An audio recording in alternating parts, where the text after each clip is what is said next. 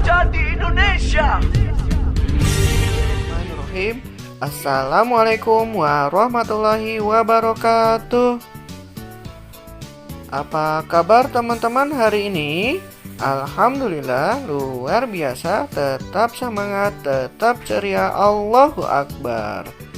Ya, mudah-mudahan teman-teman tetap semangat ya, walaupun belajarnya di rumah ya. Sebelum kita belajar ya, kita berdoa terlebih dahulu ya. Bismillahirrahmanirrahim.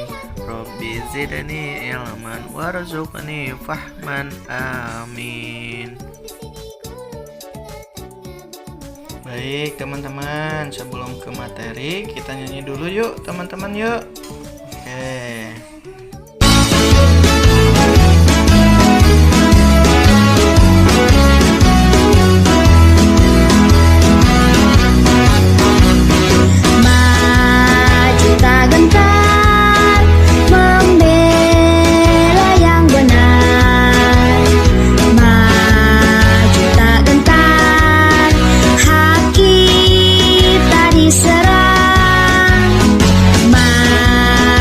Serentak mengusir penyerang, maju serentak tentu kita menang.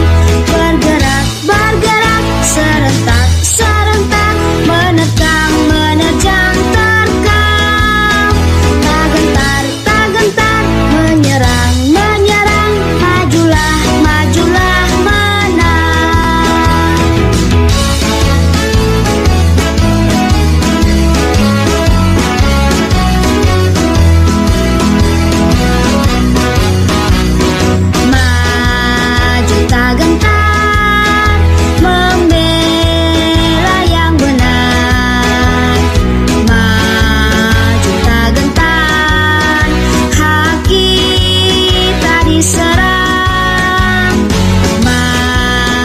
serentak mengusir penyerang, maju serentak tentu kita menang. Bergerak, bergerak serentak, serentak menerkam, menerjang, terkam. Tak gentar, tak gentar menyerang, menyerang. Majulah, majulah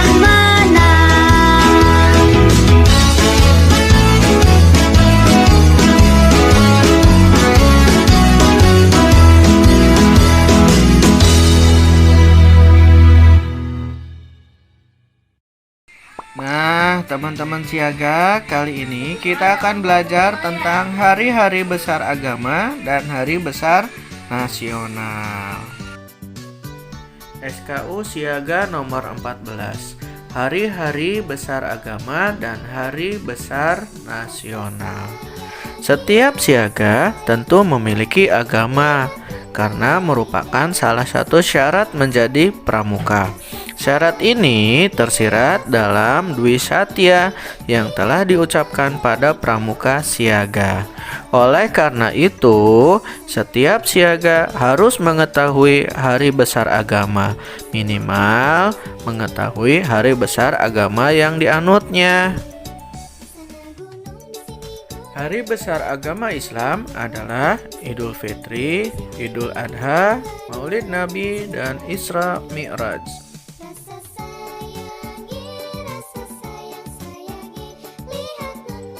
Nah, teman-teman, kemarin di tanggal 28 Februari kita sudah melaksanakan peringatan Maulid Nabi Muhammad, di mana Nabi Muhammad SAW itu lahir pada tanggal 12 Rabiul Awal. Tanggal tersebut pun ditetapkan sebagai hari Maulid Nabi.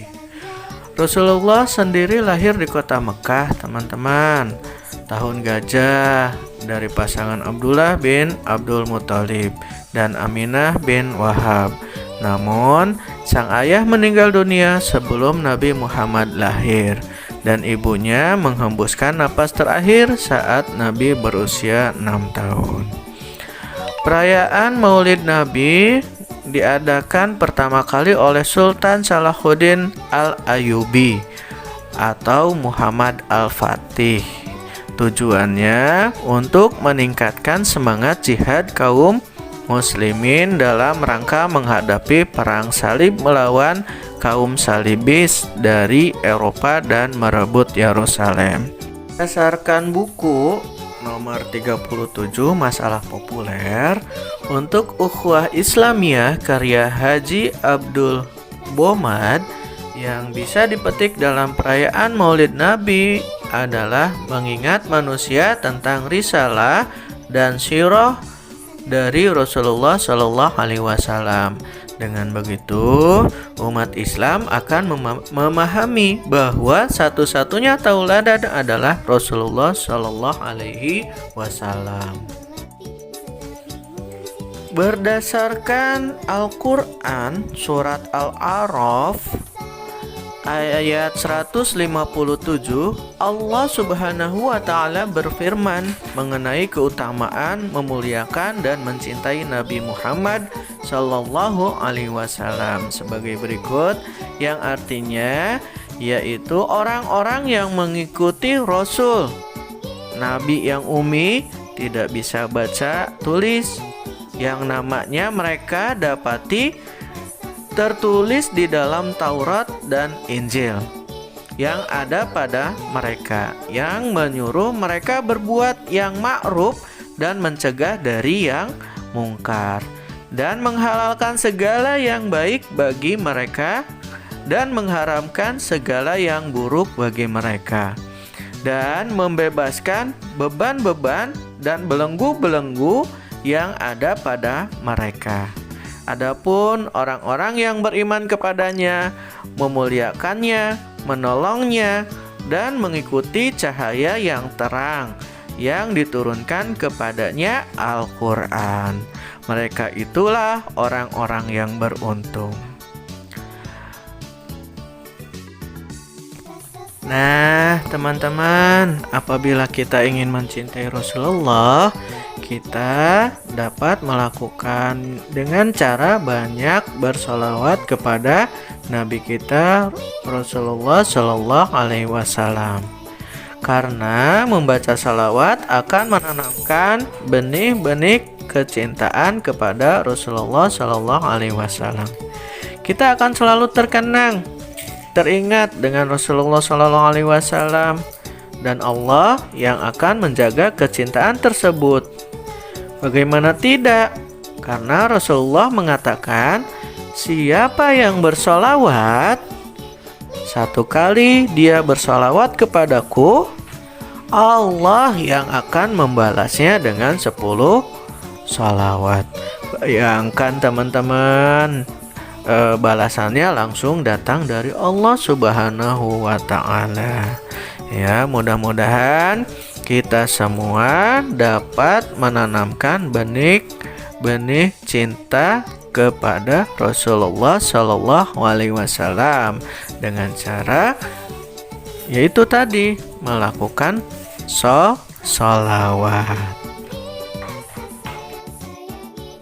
Hari besar nasional antara lain Hari Kartini tanggal 21 April, Hari Pendidikan Nasional tanggal 2 Mei, Hari Kebangkitan Nasional tanggal 20 Mei, Hari Lahir Pancasila tanggal 1 Juni, Hari Proklamasi Kemerdekaan tanggal 17 Agustus, Hari Kesaktian Pancasila tanggal 10 Oktober, Hari Sumpah Pemuda tanggal 28 Oktober. Hari Pahlawan tanggal 10 November, Hari Ibu tanggal 22 Desember.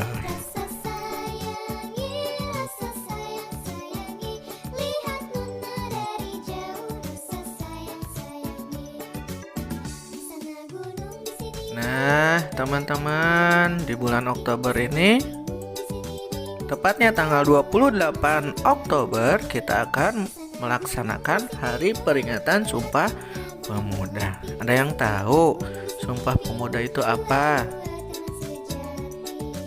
Ya, betul. Terima kasih teman-teman yang sudah menjawabnya. Sumpah Pemuda adalah satu tonggak utama dalam sejarah pergerakan kemerdekaan Indonesia. Ya, ikrar ini dianggap sebagai kristalisasi semangat untuk menegaskan cita-cita berdirinya negara Indonesia. Yang dimaksud dengan Sumpah Pemuda adalah keputusan Kongres Pemuda kedua yang diselenggarakan 2 hari, tepatnya pada tanggal 27 sampai 28 Oktober tahun 1928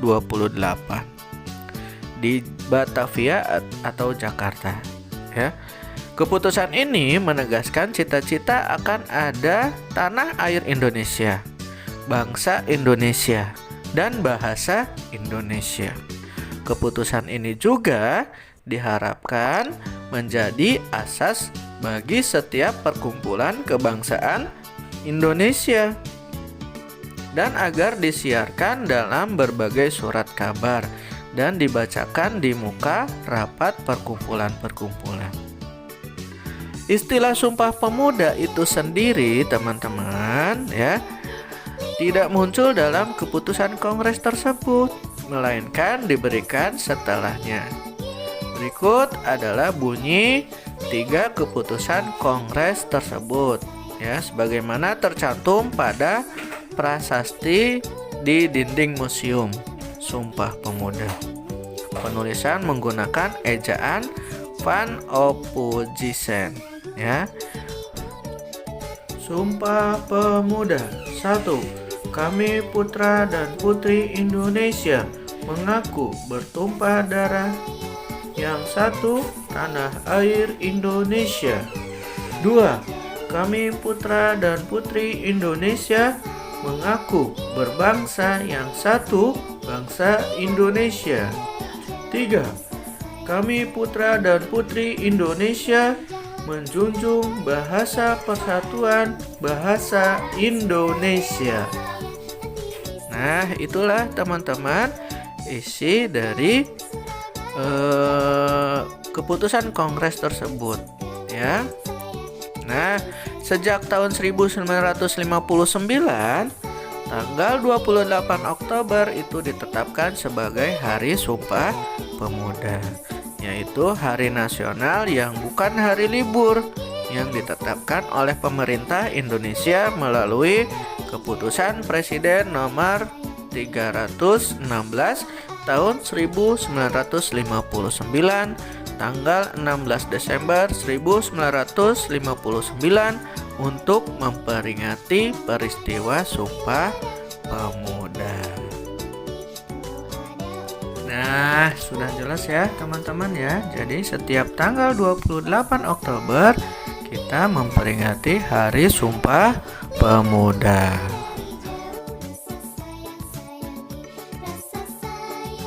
Baik teman-teman, sampai jumpa lagi minggu depan.